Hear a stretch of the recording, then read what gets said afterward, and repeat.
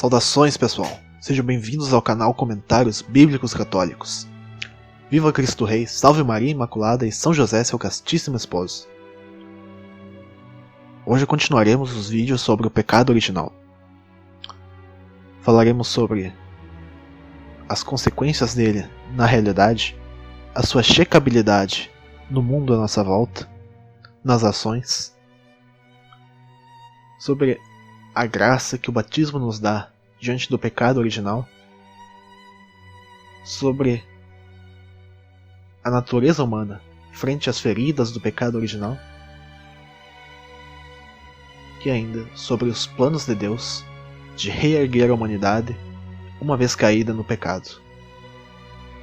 Dirá o Catecismo da Igreja Católica, no parágrafo 405, o seguinte, abre aspas, embora próprio de cada um, nota rodapé número 1, o pecado original não tem em qualquer descendente de Adão caráter de falta pessoal. É a privação da santidade e justiça originais. Mas a natureza humana não se encontra totalmente corrompida. Está ferida nas suas próprias forças naturais, sujeita à ignorância, ao sofrimento e ao império da morte, e inclinada ao pecado. Inclinação para o mal, que se chama concupiscência. O batismo, ao conferir a vida da graça de Cristo, apaga o pecado original e reorienta o homem para Deus, mas as consequências para a natureza enfraquecida e inclinada para o mal persistem no homem e convidam-no ao combate espiritual. Fecha aspas. Aqui vemos duas coisas. Primeiro, pelo pecado, nossa natureza está inclinada ao mal, decaída, porém, não totalmente corrompida. O homem é capaz, com Deus, de agir fazendo o bem. Não está impedido disso. Se assim fosse, Jesus não nos teria dado um tão grande mandamento. Abre aspas, amai-vos uns aos outros.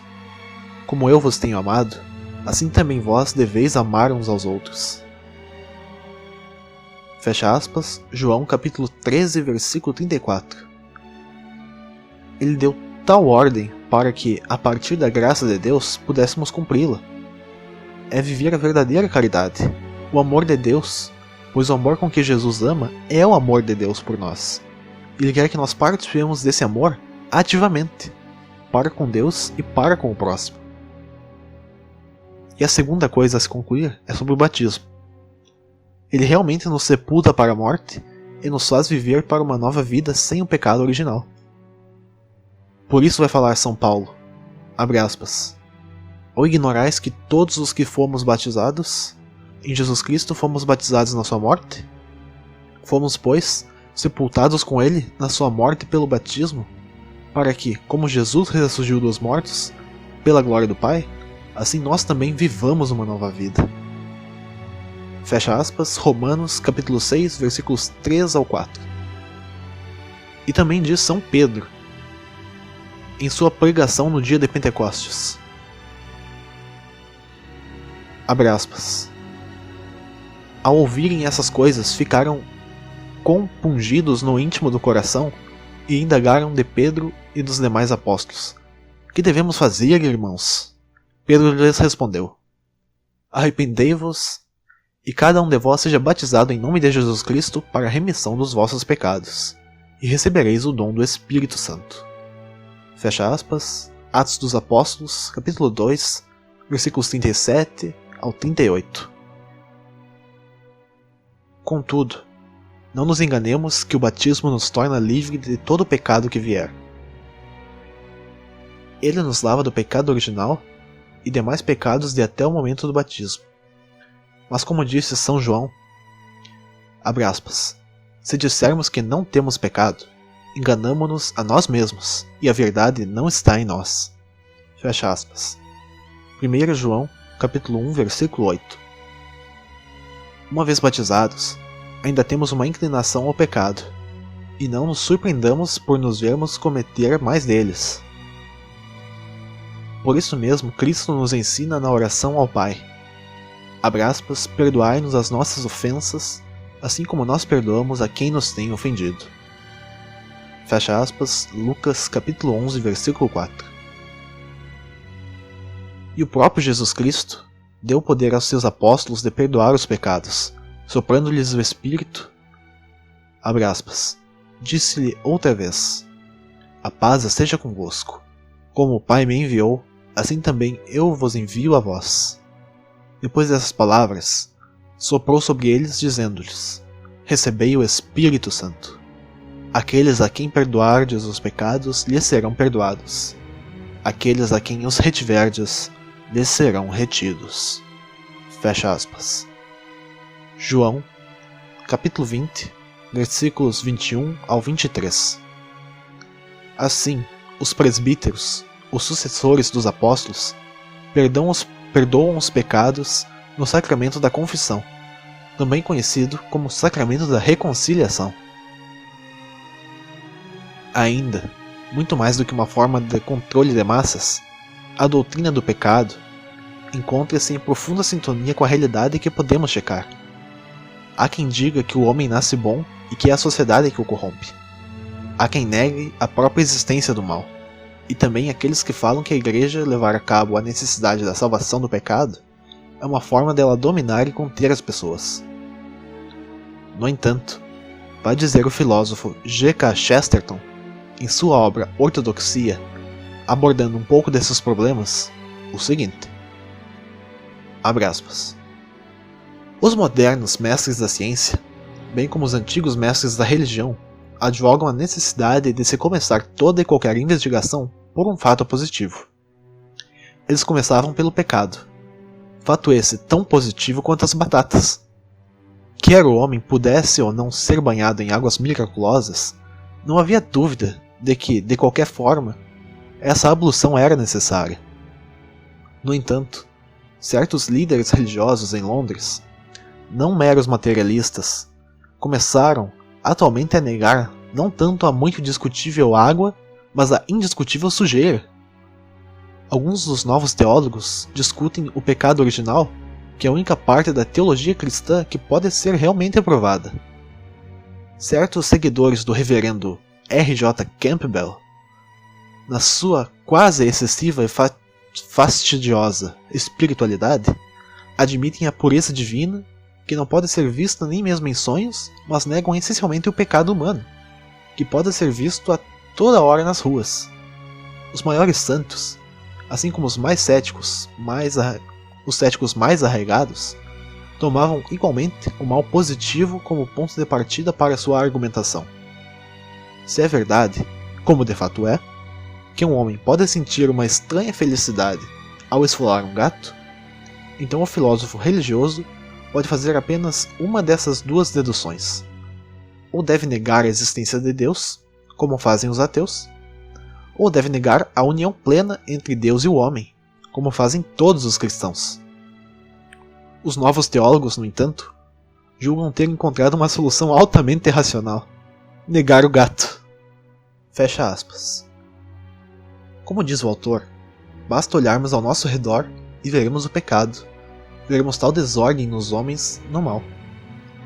É uma realidade bem concreta. Reconhecer isto é de essencial importância para refletir sobre e agir na sociedade. Pois, por isso, bem colocará o Catecismo da Igreja Católica nos parágrafos 407 ao 409. Abre aspas. A doutrina sobre o pecado original, ligada à da redenção por Cristo, proporciona uma visão de lúcido discernimento sobre a situação do homem e da sua ação nesse mundo. Pelo pecado dos primeiros pais, o diabo adquiriu um certo domínio sobre o homem, embora este permanecesse livre. O pecado original traz consigo, abre aspas, a escravidão sob o poder daquele que possuía o império da morte, isto é, o diabo. Fecha aspas, nota de rodapé número 2.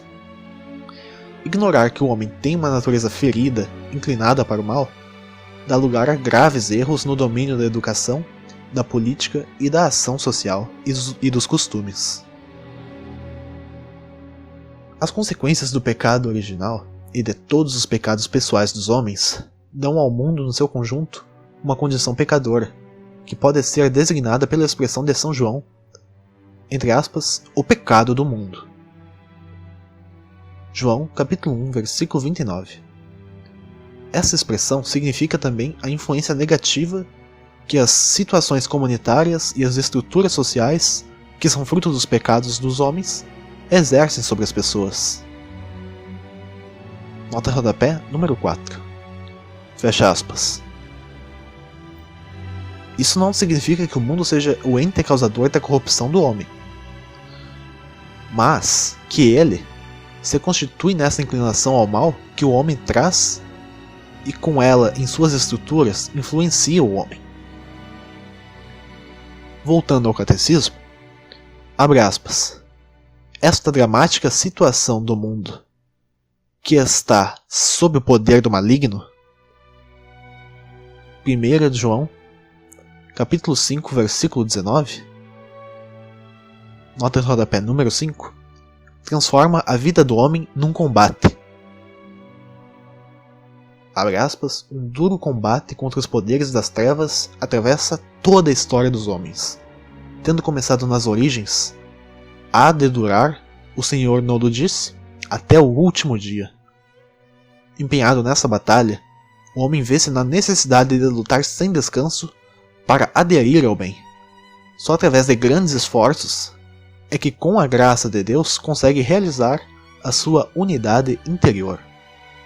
Nota de rodapé número 6, fecha aspas, fecha aspas. E nesse combate espiritual, Jesus vai nos ajudar. Ele nos envia o Espírito Santo.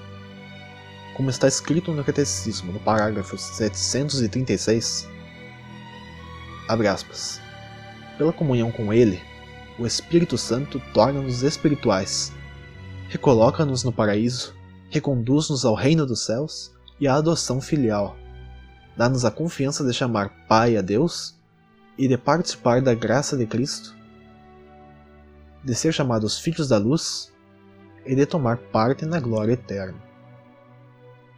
Nota de rodapé número 7. Fecha aspas. A queda do homem já era prevista por Deus, o qual colocara Cristo na história para que ele elevasse a humanidade não apenas de volta à justiça original, mas a uma comunhão direta com Deus na glória definitiva. Por isso nos esclarecerá o Catecismo no parágrafo 412. Abre aspas. Mas por que é que Deus não impediu o primeiro homem de pecar? São Leão Magno responde: a graça inefável de Cristo deu-nos bens superiores aos que a inveja do demônio nos tinha tirado. Nota de rodapé número 8. E Santo Tomás de Aquino diz: nada se opõe a que a natureza humana tenha sido destinada a um fim mais alto depois do pecado. Efetivamente, Deus permite que os males aconteçam para deles tirar um bem maior. Daí a palavra de São Paulo, abre aspas, onde abundou o pecado, superabundou a graça. Fecha aspas, Romanos capítulo 5, versículo 20. Por isso, na bênção do Círio Pascal canta-se: ó feliz culpa, que mereceu tal e tão grande Redentor. Nota de rodapé número 9. Fecha aspas.